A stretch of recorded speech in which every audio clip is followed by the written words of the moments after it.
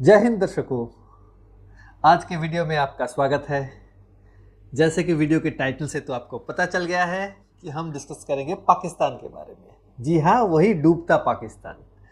तो वीडियो को अंत तक ज़रूर देखें क्योंकि मैं बहुत सारी बातें डिस्कस करूंगा जो कि पाकिस्तान के बारे में हैं और कैसे धीरे धीरे पाकिस्तान डूब रहा है। आपको सब कुछ पता चल जाएगा इस वीडियो से, तो ध्यान से देखिए और आखिर तक देखिए। Welcome to Learn Smart Edu channel. मेरा नाम है अंशुमन सरकार और आज हम डिस्कस करेंगे पाकिस्तान। दर्शकों, आपको क्या नहीं लगता है कि अभी हाल फिलहाल में जो पाकिस्तान में जो जोड़ तोड़ की सरकार या जो हुकूमत बनी है वो बड़ा ही मनूस है पाकिस्तान के लिए। और उसके आने के बाद जो फिलहाल जो घटनाएं घटी हैं और ये जो क्रमागत घट रही है, इससे ये बिल्कुल पक्का हो गया है कि वो सरकार तो मनूस है ही है, पाकिस्तान डूब रहा है। अब दो तीन चीज़ें मैं अभी डिस्कस करने वाला हूं, इससे आपको यकीनन पता चल जाएगा कि सही में पाकिस्तान डूब रहा है। सिर्फ चंद महीनों की बात है कि पाकिस्तान बिल्कुल डूब ही जाएगा। तो आइए पहले हम डिस्कस करेंगे पाकिस्तान का बोझ, इकोनॉमिक जो बोझ है वो कितना है।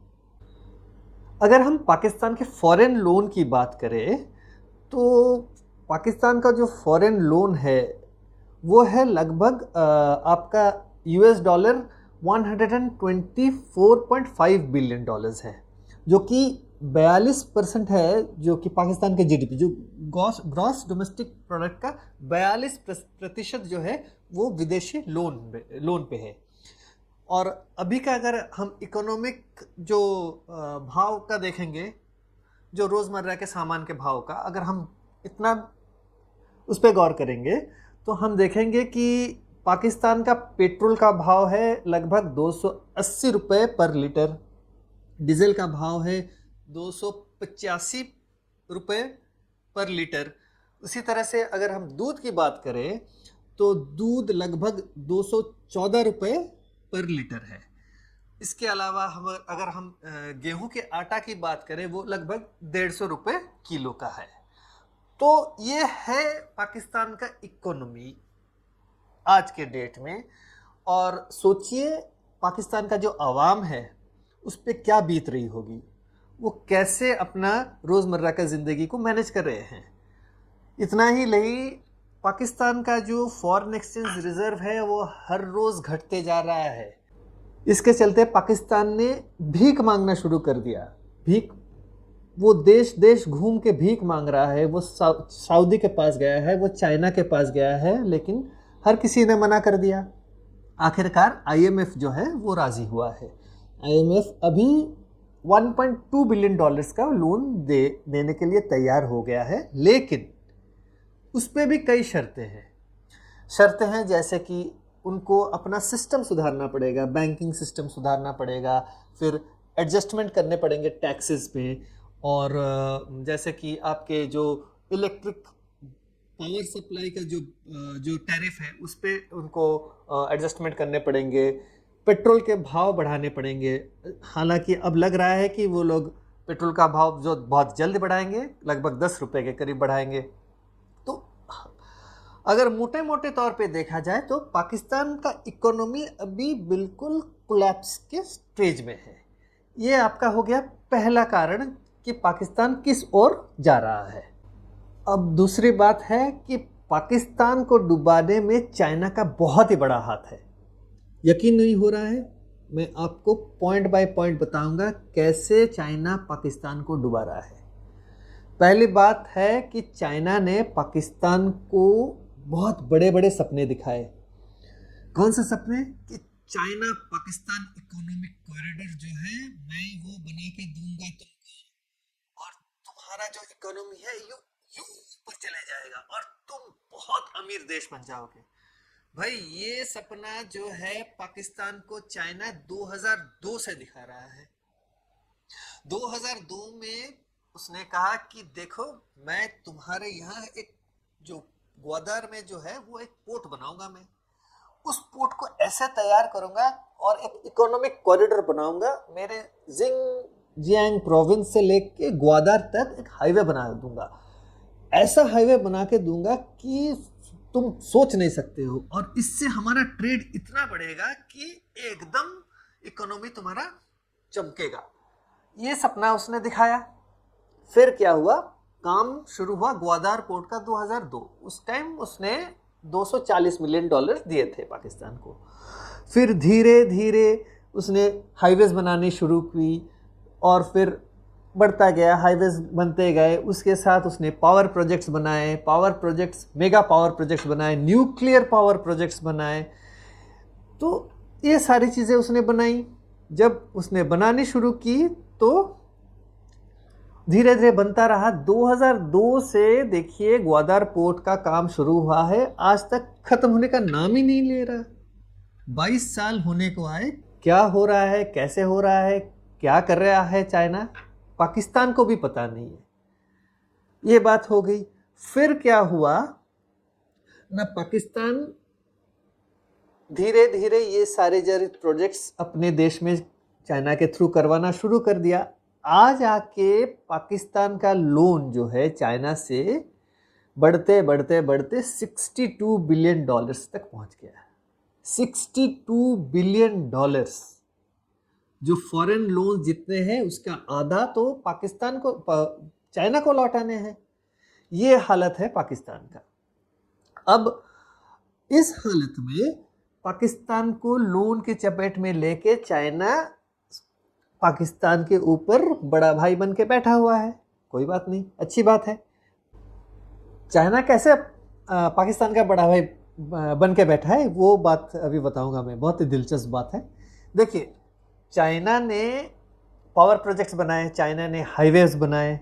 अब हुआ क्या है, चाइना का जो हाईवेज है उसके जो कॉन्ट्रैक्ट्स है, टोल जो वसूल करते हैं, उसका जो कॉन्ट्रैक्ट है वो सारे चाइनीज कंपनीज को मिले हैं। वैसे ही जो पावर प्रोजेक्ट्स हैं उसका जो इलेक्ट्रिसिटी का जो बिल है वो भी चाइनीज कंपनीज उसको वसूली करेगी।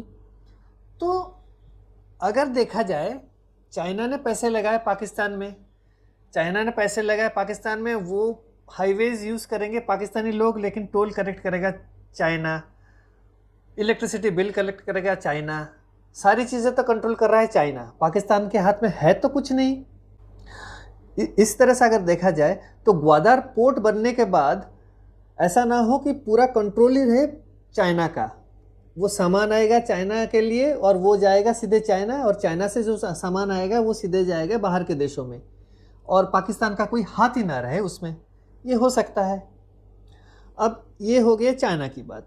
अब हाल फिलहाल में क्या हुआ है कि हम अगर 1-2 साल की भी बात करें, जो टेरर अटैक्स है चाइनीज़ एस्टेब्लिशमेंट के ऊपर, जो चाइना जहाँ जहाँ काम कर रहा है पाकिस्तान में, उन पे टेरर अटैक्स हो रहे हैं। दहशतगर्दी जो है वो बढ़ गई है, और वो दहशतगर्द अटैक कर रहे हैं चाइना जहाँ जहाँ काम कर रही है पाकिस्तान में। जैसे कि अगर हम उदाहरण के तौर पे मैं अगर बताऊं तो जुलाई 2023 में चाइना के जो वाइस प्रीमियर आया था पाकिस्तान, जब तब किस लिए आया था वो जो उनका जो BRI है, जो CPEC, जिसे कि चाइना पाकिस्तान इकोनॉमिक कॉरिडोर का जो प्रोजेक्ट का 10 साल का जश्न मनाने आया था वो। इसी दौरान जब ये जो वाइस प्रीमियर आया था तो उसी दिन एक सुसाइड बम्बर ने ब्लास्ट करा एक पॉलिटिकल रैली में, जिसमें 44 लोग मारे गए थे। वो सिर्फ 100 मील दूर है इस्लामाबाद से। वो कहाँ हुआ था? वो हुआ था north western frontier province Khyber Pakhtunkhwa में। तो जो CPEC का जो रोड है जिंगजियांग प्रोविंस से लेके ग्वादर तक, वो रास्ते के उसी जगह पे ये ब्लास्ट हुआ था। ये हुआ था आपका जुलाई 2023 में। और अगर वर्तमान की बात की जाए मार्च 2024 की, तो देखा जाएगा कि कई सारे टेरर अटैक्स हुए हैं पाकिस्तान में इस एक महीने के बीच। इसमें पहला जो अटैक हुआ था वो शायद, मुझे ध्यान नहीं आ रहा डेट, मार्च के 12 तारीख 11-12 के बीच वो हुआ था आपका मीर अली चेक पोस्ट में अटैक हुआ था। वो हुआ था पाकिस्तानी आर्मी के ऊपर। इस अटैक में, टेरर अटैक में, एक लेफ्टिनेंट कर्नल मारा गया था, एक कप्तान मारा गया था और 6 आर्मी जवान मारे गए थे। ये अटैक बहुत ही भयंकर था। कहाँ हुआ था? वो हुआ था नॉर्थ वजीरिस्तान जो है जगह, खैबर पख्तूनख्वा, अफगानिस्तान बॉर्डर के बीच ये हुआ था। फिर एक दूसरा अटैक हुआ आगे चल के, ग्वादर पोर्ट पे अटैक हो गया, उस पे अटैक हो गया और इसमें काफ़ी टाइम तक उन लोगों ने ग्वादर पोर्ट पे कब्जा करके रखा हुआ था ये मिलिटेंट्स ने। ये किसने अटैक किया था? ये अटैक करा था बलूचिस्तान लिबरेशन आर्मी ने। फिर एक अगला अटैक हुआ आपका पाकिस्तान नेवल एयरबेस पे। वो कौन सा नेवल बेस है? वो सबसे बड़ा आपका नेवल एयरबेस है पाकिस्तान का, सेकेंड लार्जेस्ट नेवल बेस है। उसको भी बलूचिस्तान लिबरेशन आर्मी और मजिद ब्रिगेड जो है उन लोगों ने मिल के अटैक किया था। ये अटैक हुआ था जिसमें कि पता नहीं कितने पाकिस्तानी के लोग मारे गए हैं, लेकिन वो पाकिस्तान क्लेम करता है कि उन्होंने 4 टेररिस्ट मार गिराए थे। ये अटैक हुआ था मार्च 25 तारीख को। कहाँ पे अटैक हुआ था? PNS सिद्दीकी नेवल एयरबेस पे। ये है पाकिस्तान का दूसरा बड़ा नेवल बेस और सोचिए वहाँ पे अटैक कर दिया था बलूचिस्तान लिबरेशन आर्मी ने। फिर एक अटैक हुआ जो कि एक मैं बोल सकता हूँ सुइसाइड बॉम्बर अटैक हुआ है, जहाँ पे एक वैन ने जाके टक्कर मारी एक गाड़ी पे जिसमें चाइनीज इंजीनियर्स थे। 5 चाइनीज इंजीनियर्स थे जो कि डैम के प्रोजेक्ट पे काम कर रहे थे। वो अपना इस्लामाबाद कैंप ऑफिस जा रहे थे। उस दौरान रास्ते में एक गाड़ी, विस्फोटक से लैद गाड़ी, जाके उसको टक्कर मारी और वहीं पे वो ब्लास्ट हो गया और 5 चाइनीज इंजीनियर्स मारे गए उसमें। अब ये अटैक्स जो है, देखिए एक महीने में, मार्च के महीने में 5-6 अटैक्स हो चुके हैं और काफ़ी सारे जान माल के नुकसान हुआ है। ग्वादर पोर्ट जहाँ पे चाइना काम कर रहा है वो अटैक हुआ है, चाइनीज़ इंजीनियर्स पे अटैक हुए हैं, वो वही CPEC प्रोजेक्ट के डैम पे काम कर रहे हैं। तो देखिए मोटे मोटे तौर पे आर्मी के ऊपर अटैक्स हो रहे हैं पाकिस्तान में, और चाइना जहाँ काम कर रहा है और चाइनीज़ लोगों के ऊपर अटैक हो रहा है पाकिस्तान में। तो ये अटैक्स कब हुए थे? जब ये पाकिस्तान IMF के साथ लोन के बारे में बातचीत कर रहा है। इतना याद रखिए, ये जो बातचीत हो रही है, जो पाकिस्तान को लोन दिया जाएगा, भारत ने एक प्रोटेस्ट किया हुआ है। उन्होंने कहा है IMF से कि आप लोगों को लोन देना है, पाकिस्तान को लोन दीजिए, लेकिन ये जो पैसा जाएगा ये पैसा पाकिस्तान के गरीबों के लिए खर्च होने चाहिए, ना कि ये पैसा डाइवर्ट हो पाकिस्तान आर्मी की तरफ और पाकिस्तान आर्मी इसको गैर तरीके से इस्तेमाल करे किसी और काम के लिए, दहशतगर्दी के लिए या किसी और काम के लिए। तो भारत ने ये ऑलरेडी IMF को बता दिया है पहले से। ये बात हो गई। तो अब आप लोगों को मोटी मोटी तौर पे पता चल गया है कि पाकिस्तान में हालात कैसे हैं। अब हम डिस्कस करेंगे कि ये आज यहाँ तक नौबत पहुंची कैसे और इसके बाद क्या होगा पाकिस्तान में। अभी हम अगर बलूचिस्तान की बात करेंगे तो बलूचिस्तान के लोग, बलूचिस्तान सबसे बड़ा सूबा है या प्रोविंस है या स्टेट है, जो भी बोल सकते हो, पाकिस्तान का। तो उसके अंदर जो नेचुरल रिसोर्स का भंडार है, वहाँ उस बलूचिस्तान में आपको तेल का खदान है, कोयले के खदान है, सोने का खदान है, कॉपर भी है और गैस भी है। तो ये सारी चीज़ें जो कि पाकिस्तान को अमीर बना सकता है, वो सारी चीज़ें बलूचिस्तान में मौजूद है। लेकिन बलूचिस्तान पाकिस्तान का सबसे गरीब सूबा है, सबसे गरीब प्रोविंस है। इतना अमीर उसके जो रिसोर्सेस है, नेचुरल रिसोर्सेस, सबसे गरीब सूबा, ये सोचने वाली बात है। क्या बलूचिस्तान के लोग ये समझ नहीं रहे हैं? ये समझ रहे हैं, इसीलिए तो वो खड़े हुए हैं पाकिस्तान के गवर्नमेंट के खिलाफ, आर्मी के खिलाफ और चाइना के खिलाफ, क्योंकि उनको पता है चाइना इसी कारण वहाँ आके बैठा हुआ है कि कल को जब पाकिस्तान का कुछ हिस्सा चाइना के कब्जे में आ जाएगा तो वहाँ से चाइना तेल निकालेगा, सोना निकालेगा, कॉपर निकालेगा, कोयला निकालेगा। तो ये बलूचिस्तान के लोगों को भी पता है। अब दूसरी बात है, जितने भी प्रोजेक्ट्स हो रहे हैं या चल रहा है काम, उन सारे प्रोजेक्ट्स में देखिएगा आप लोग, चीन के लोग आके काम कर रहे हैं। पाकिस्तान का जो गवर्नमेंट है, जो कि हुकूमत है, वो कभी अपने लोगों को शिक्षित करा ही नहीं, पढ़ाया लिखाया ही नहीं।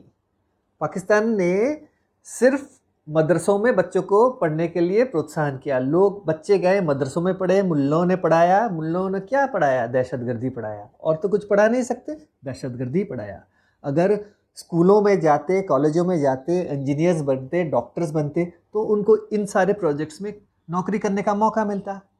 लेकिन कौन से काम करते हैं? वो लेबर का काम करते हैं, ज़मीन खोदते हैं, कहीं खुदाई का काम हो गया, कहीं कंस्ट्रक्शन का काम हो गया। इन सारे कामों में उनको जो छोटे दर्जे के काम हैं उन पे लगाया जाता है, और बड़े जो साहब वाले काम हैं वो चीनी करते हैं या पाकिस्तान के बड़े अफसरों के बच्चे करते हैं या आर्मी के कर्नल या जनरल के बच्चे करते हैं। ये सारे काम ये हो गई। और पाकिस्तान के जो गवर्नमेंट है वो आप देखिएगा, आर्मी आईएसआई या पाकिस्तान के आर्मी के जिनके भी अफसर हैं, उनके सारे बच्चे जाते हैं विदेशों में पढ़ने। कहीं कोई लंदन जाता है, कोई चीन जाता है, कोई यूएस जाता है। वैसे ही उनके पॉलिटिशियन के सारे सबके अपने अपने मकान हैं, कहीं दुबई में है, कहीं सऊदी में है, कहीं लंदन में है, कहीं अमेरिका में है। उन सब के मकान हैं, क्योंकि ना उनको पता है अगर पाकिस्तान में कोई बड़ा सा हलचल मच गया तो वो सीधे भाग जाएंगे, वो दूसरे देशों में जाके बस जाएंगे। इसीलिए उन लोगों, पाकिस्तान के गवर्नमेंट जो है, पाकिस्तान का जो अवाम है, जो मिडिल क्लास सिटीजन्स हैं, उनको कभी पढ़ने लिखने में उनको मदद नहीं की। कहीं अच्छे स्कूल्स, कॉलेजेस, ये सारी चीज़ों में उन्होंने इन्वेस्ट नहीं किया। उन्होंने किस में इन्वेस्ट किया? उन्होंने टेररिज्म में इन्वेस्ट किया। टेरर फैक्ट्रीज बनाए उन्होंने, मदरसों में तालीम दी बच्चों को। तो गरीब के बच्चों को टेररिस्ट बनाओ, अपने बच्चों को साहब बनाओ, ये उनका मंसूबा है। और अगर हम और एक बात करते हैं बलूचिस्तान के लोगों के बारे में, या खैबर पख्तूनख्वा के लोगों के बारे में, या पाकिस्तान के अवाम की ही बात ले लें हम, जो कि गरीब तबके के हैं, मिडिल क्लास के हैं, हम अगर उनकी बात भी करें तो हम आंकड़े पे जाते हैं। पहले सऊदी ही ले लेते हैं, सऊदी का एग्जांपल लेते हैं। सऊदी में जो पाकिस्तान के अवाम जो जाती है काम करने, आज के डेट में करीबन 25-26 लाख लोग, पाकिस्तानी लोग वहां पे हैं। वो काम करते हैं, वहां कमाते हैं, कुछ खर्च करते हैं, कुछ बाल बच्चों को घर भेजते हैं पाकिस्तान। तो वो जो पैसा आता है वो आपको पता है उसका नंबर क्या है? उसका नंबर है, मैं 2023 की एग्जांपल देता हूं, उदाहरण 2023 का है। उन्होंने भेजा है 33 बिलियन यूएस डॉलर्स घर भेजा है, पाकिस्तान वापस भेजा है। ये डॉलर्स पे आता है। डॉलर्स मतलब फॉरेन एक्सचेंज जो है पाकिस्तान का बढ़ता है। तो ये मदद होती है पाकिस्तान की इकोनॉमी में कि लोग कमा के भेजते हैं, डॉलर्स में आता है, ये पाकिस्तान की इकोनॉमी को बढ़ाता है। लेकिन उनके जो परिवार के लोग हैं, जो बाल बच्चे हैं, वो पाकिस्तानी रुपए खर्च करते हैं, डॉलर्स तो खर्च नहीं करते। ये जो डॉलर्स रहता है ये पाकिस्तान की हुकूमत खर्च करती है। वो किस पे खर्च करती है? क्या वो अवाम के ऊपर खर्च करती है? ये सोचने वाली बात है, ये लोगों को सोचना है कि क्या करते हैं। अब हम जब बात करेंगे ये चाइना की BRI के बारे में, ये जो बॉर्डर रोड इनिशिएटिव या ये जो चाइना पाकिस्तान इकोनॉमिक कॉरिडोर के बारे में, कहाँ से शुरू होती है? चीन, चाइना के जिनजियांग प्रोविंस से शुरू होके वो खत्म होती है हाईवे आके ग्वादर पोर्ट तक, करीबन 3000 किलोमीटर। ग्वादर से लेके चीन तक 3000 किलोमीटर, ऐसे मोटे मोटे तौर पे मान के चलिए। तो अगर कोई सामान आता है आपका यूरोप से या सऊदी से, वो ग्वादर पोर्ट पे उतारी जाती है और यहाँ से भेजी जाएगी। ट्रेन से हो, क्यों ना, ट्रेन के लाइन भी वो लगाने वाले हैं, फिर तेल के पाइप भी डालने वाले हैं ग्वादर से लेके आपके जिनजियांग प्रोविंस चीन तक। तो माल उतरी, फिर यहां से 3000 किलोमीटर में पहुंच गई चीन।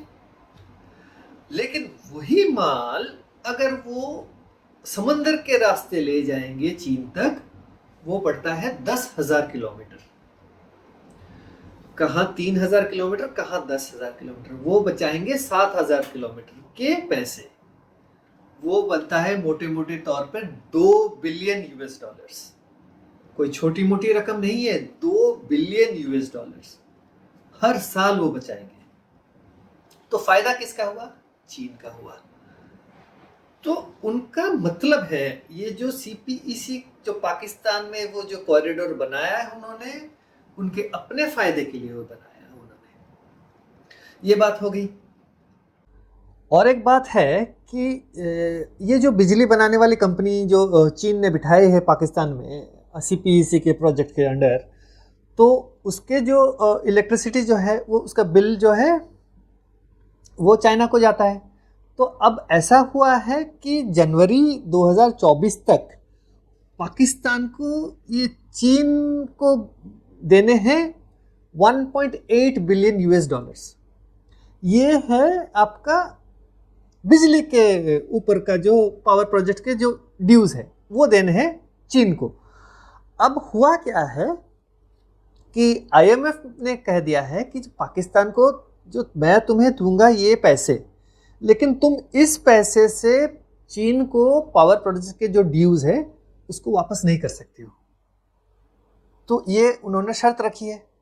अब अगर ये पाकिस्तान चीन को पैसे वापस नहीं करता है तो उनका एक एनर्जी फ्रेमवर्क एग्रीमेंट है जो कि 2015 में पाकिस्तान ने चीन के साथ साइन किया था, उसका वायलेशन होता है। तो उसके कारण अभी गड़बड़ी हो सकती है चाइना और पाकिस्तान के बीच कि तुम हमें पैसे वापस करो। चाइना मांग सकता है, क्यों ना, ये वायलेशन हो गया उनका एग्रीमेंट का।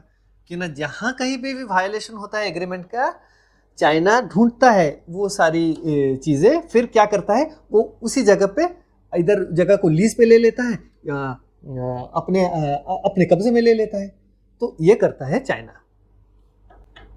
अब ये सारी बातें होने के बाद अब हम पहुंचते हैं कि पाकिस्तान में अभी होने क्या वाला है, पाकिस्तान का क्या होगा चंद महीनों के भीतर, ये हम अभी डिस्कस करें।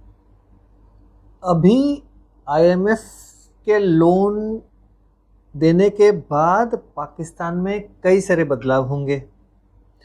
अपने टैक्सेस में वो फेरबदल करेगा। अब इससे क्या होगा, सामान के दाम बढ़ेंगे। जैसे कि तेल, पेट्रोल हो या डीजल, 10 रुपए से ज़्यादा बढ़ सकते हैं उनके यहाँ।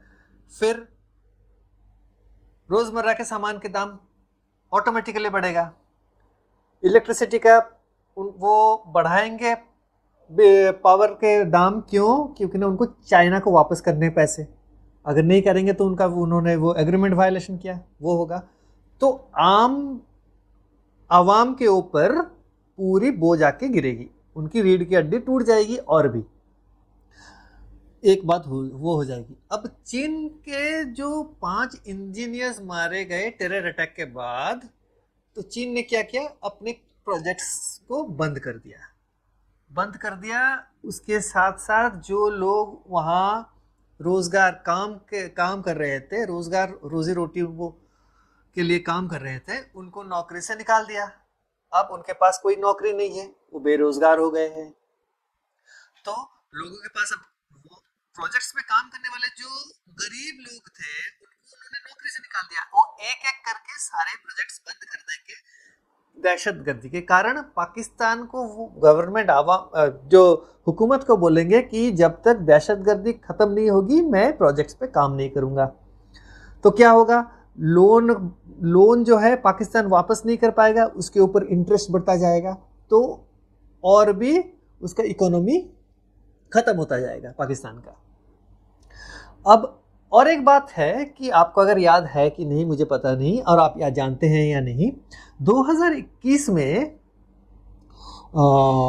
एक टेरर अटैक हुआ था जिसमें कई चाइनीज लोग मारे गए थे। तो तब चाइना ने पाकिस्तान से कॉम्पेंसेशन मांगी थी, और पाकिस्तान ने तब कॉम्पेंसेशन दिया था $11.6 मिलियन का। चाइनीज जो लोग मारे गए थे दहशतगर्दी में, टेरर अटैक में, $11.6 मिलियन का कॉम्पेंसेशन दिया था पाकिस्तान ने चाइना को। ये 6 मरे हैं। तहकीकात पाकिस्तान कर रही है, उस पर कोई विश्वास नहीं है। चाइना खुद अपना टीम भेजा है, वो तहकीकात करेंगे कि हमारे लोग कैसे मरे, वो बात जाने दीजिए। अब ये जो 6 लोग मारे हैं उस पर भी वो कॉम्पेंसेशन मांगेंगे कि हमें कॉम्पेंसेशन दो, हमारे लोग मरे हैं। भाई एक बात बताइए, पाकिस्तान चीन को कॉम्पेंसेशन देता है, अपने आवाम के लोग जब मरते हैं कोई कॉम्पेंसेशन देता है क्या वो पाकिस्तान अपने लोगों को? नहीं ना। गौर करने वाली बात है। पाकिस्तान के आवाम को भी सोचना चाहिए कि चीन को दे रहा है कॉम्पेंसेशन, उससे लोन लेके वो चीन का फायदा करा रहा है। इकोनॉमिक कॉरिडोर फायदा करेगा चीन को। भाई देखो, अगर ये इकोनॉमिक कॉरिडोर बनता है और चीन पाकिस्तान से क्या सामान खरीदेगा, आप मुझे बताओ। पाकिस्तान में ना फैक्ट्री है ना कुछ है, क्या खरीदेगा वो? क्या सामान बनाती है पाकिस्तान जो चीन को बेचेगा और पाकिस्तान को फायदा होगा और वो अपना इकोनॉमी को बढ़ा पाएगा? कुछ नहीं। पाकिस्तान से चीन कुछ नहीं खरीदेगा, सिर्फ गधे खरीदेगा और कुछ नहीं खरीदेगा। वो क्या बताया था ग्वादर पोर्ट के बारे में? उसने बताया था चाइना ने कि ग्वादर पोर्ट को मैं दूसरा शेंजन करूंगा। शेंजन एक शहर है, पोर्ट शहर है, एक मछुआरे का बस्ती था वो 50 साल पहले। आज वो दुनिया का इलेक्ट्रॉनिक हब है। 20 साल हो गए तो वो सिर्फ बना ही रहा है ग्वादर पोर्ट को। कब ग्वादर पोर्ट कंप्लीट होगा, कब वो शेंजन बनेगा, भूल जाना चाहिए पाकिस्तान को। ये सब उसके दोगलेपन है, वो कुछ नहीं करेगा, सिर्फ हड़पेगा। ये जो पाकिस्तान के जो सारी जगह हैं उनको हड़पेगा वो। दूसरी बात, अब चीन प्रेशर डाल रहा है पाकिस्तान के ऊपर कि तुम टेररिस्ट को बंद करो, टेरर कैंप्स बंद करो, हमारे ऊपर टेरर अटैक्स हो रहे हैं उनको बंद करो। पाकिस्तान के आर्मी के पास ना हथियार अच्छे हैं, ना गोले बारूद है, ना कुछ है, तो उसके लिए भी पैसे चाहिए। पाकिस्तान आर्मी के पास ज़्यादा पैसे अभी है नहीं, तो पैसे कहाँ से आएंगे? अब ये जो लोन आ रहा है IMF से, जो कि हिंदुस्तान को पता है, भारत को पता है कि ये पैसे वो ज़रूर डाइवर्ट करेगा आर्मी की तरफ, ये होके ही रहेगा। क्यों? वो बोलेगा कि मेरे पास पैसे नहीं है गोले बारूद खरीदने में, मैं टेरर को हैंडल नहीं कर पा रहा हूँ, तो मुझे पैसे चाहिए। तो यहाँ से IMF से जो पैसा आएगा वो डाइवर्ट करेगा आर्मी की तरफ। और आर्मी में तो आपको पता है, ये कर्नल हो या जनरल हो, सारे चोर हैं। वो वही उसी पैसे में से चोरी करेंगे और गोले बारूद खरीदने के नाम पे थोड़े बहुत क्या खरीदेंगे, वैसे दहशतगर्दी का फैक्ट्री चलता रहेगा पाकिस्तान में। अब क्या होगा कि ये माहौल जब है, अब सारे प्रोजेक्ट्स चाइना बंद कर देगा, बोलेगा दहशतगर्दी है। पाकिस्तान रोक नहीं पाएगा दहशतगर्दी को। कैसे रोकेगा भाई? बलूचिस्तान लिबरेशन आर्मी अभी बैठ गया है कि मुझे चीन का ये नहीं चाहिए प्रोजेक्ट्स पाकिस्तान में। वो भी सही है एक तरफ से, अगर मैं होता तो मैं भी वही बोलता पाकिस्तान में। बलूचिस्तान लिबरेशन आर्मी अभी नहीं चाहेगा चाइना कुछ करे वहाँ पे, क्योंकि ना सबसे बड़ा सूबा और वो सबसे ज़्यादा गरीब वहाँ लोग, तो वो जैसे भी हो दहशतगर्दी बनाए रखेंगे, टेररिज्म बना के रखेंगे वो लोग। और उनका भी हक बनता है कि वो अपना देश है, ना कि चीन का देश है। वो अपना मुल्क है ना, वो उसका ज़्यादा हक बनता है वहाँ। तो ये बात हो गई। अब जब ये बात होगी, टेररिज्म खत्म नहीं होगा, तो चीन क्या बोलेगा? चीन बोलेगा देखो पाकिस्तान, तुम तो मुझे लोन वापस कर नहीं पा रहे हो, ना कि तुम दहशतगर्दी ख़त्म कर पा रहे हो। एक काम करो, मैंने जो जो प्रोजेक्ट्स बनाए हैं पाकिस्तान में वो मेरे हवाले कर दो, और क्या होगा, मेरे जो पीपल्स लिबरेशन आर्मी है, चाइना की जो आर्मी है, वो वहां जाके कंट्रोल करेगा। तुमसे तो बनता नहीं है कुछ, तुमसे हो नहीं पाएगा, मैं अपना आर्मी भेजूंगा। अब ये हो सकता है एक। दूसरी बात ये हो सकता है कि जो जिनजियांग प्रोविंस से लेके ग्वादर पोर्ट तक जो सड़क बनी है और जितने भी प्रोजेक्ट्स हैं, वो बोलेगा देखो तुम्हें लोन वापस करने की ज़रूरत नहीं है, मैं ये सारे जगह और सारे प्रोजेक्ट्स 200 साल के लिए लीज में ले लेता हूँ। हो सकता है ये बात कर सकता है चाइना, कि उन्हें इसने करा हुआ है श्रीलंका में। श्रीलंका का हम्बनटोटा पोर्ट वो 100 साल के लिए ले गया है लीज पे, ये हो सकता है। अब और एक ऑप्शन है, ये ऑप्शन बहुत लोगों को पता है कि नहीं है। पहले world war, first world war के बाद पोलैंड के लिए एक कॉरिडोर बनाया गया था बाल्टिक सी तक, ना बाल्टिक सी तक उसको, वो लैंडलॉक्ड है, तो उसका सामान आने जाने का रास्ता बनाया गया था। तो कहा जाता है कि 20 माइल चौड़ी और 70 माइल लंबी एक रास्ता, उसको पैसेज दिया गया था बाल्टिक सी तक। ये था